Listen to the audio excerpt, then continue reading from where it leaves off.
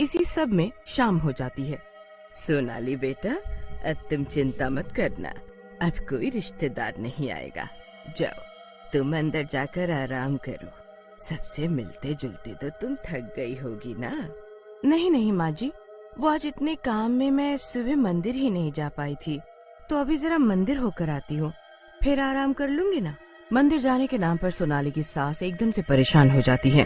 क्या मंदिर? नहीं नहीं, अब इस वक्त कहीं नहीं जाना सोनाली, कल सुबह चली जाना। अपनी सास की ऐसी बात सुनकर सोनाली चौंक जाती है। मगर क्यों माँ जी, मैं मंदिर क्यों नहीं जा सकती?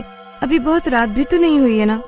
मैंने कहा ना, नहीं जाना मतलब नहीं जाना, बस मुझे अब कुछ और नहीं सुनना है। एक दिन नहीं जाओगी तो ऐसा कुछ नहीं बिगड़ेगा। इतना कहकर सोनाली की सास गुस्से में अंदर चली जाती है। तभी वहाँ सोनाली का पति रमेश आ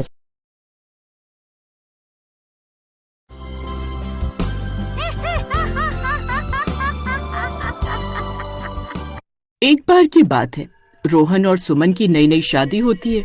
शादी के बाद वो दोनों दिल्ली में एक नया फ्लैट खरीदते हैं। आज उनका नए घर में पहला दिन होता है। सुमन, मुझे तो अभी भी यकीन नहीं होता कि ये फ्लैट हमें इतनी कम कीमत में कैसे मिल गया। वो दोनों आपस में बात कर रहे होते हैं, तभी उनके फ्लैट की घंटी बजती है। फिर सुमन दरवाजा खोलने जाती है। उनके पड़ोसी उनसे मिलने आते हैं।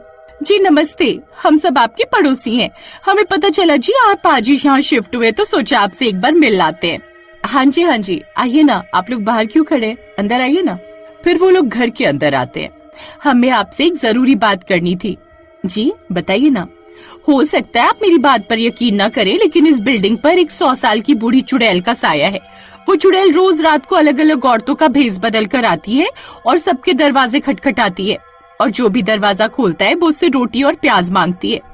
अगर आपने उस पर तरस खाकर उसे रोटी और प्याज खाने को दे दिया तो वो रोज आपके घर आने लगेगी। फिर अगर आपने उसे अगले दिन रोटी प्याज नहीं दिया तो वो अपने असली रूप में आ जाती है और उन्हें मार डालती है। इस बिल्डिंग में बहुत सारे लोग ऐसे मारे जा चुके हैं, तभी यहाँ के दाम सबसे कम है। हम सब कब से अपना अपना घर बेचना चाहते हैं, लेकिन कोई खरीदने को तैयार ही नहीं होता। देखिए, हम इन भूत प्रेतों पर विश्वास नहीं करते। ऐसा कुछ नहीं होता, ये सब अंधविश्वासों की बातें हैं।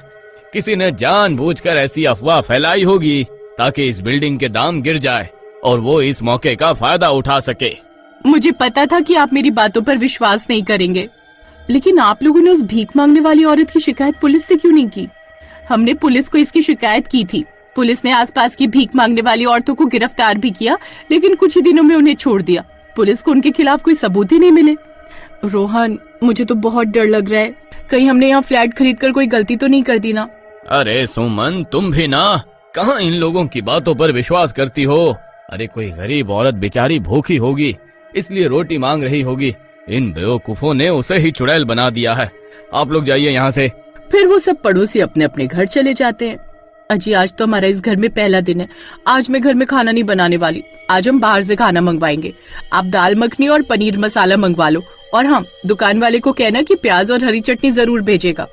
फिर रोहन पास के होटल से खाना मंगवाता है और कुछ ही देर में डिलीवरी बॉय खाना देने आ जाता है। फिर वो लोग रात का खाना खाने लगते हैं। अजी, ये बाकी का बचा हुआ खाना फ्रिज में रख दो, कल गरम करके खा लेंगे। फिर रोहन बचा हुआ खाना फ्रिज में रखता है और वो सोने चले जाते हैं। उनका पहला दिन बहुत अच्छा गुजर रहा होता है, लेकिन तभी उस काली रात की शुरुआत होती है। अचानक से सबके घरों के दरवाजों पर खटखटाने की आवाज आने लगती है।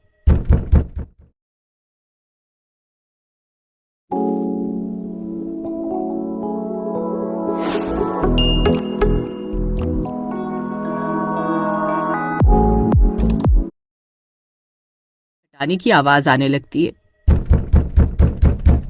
तभी उनकी पड़ोसी रीता के दरवाजे पर दस्तक होती है।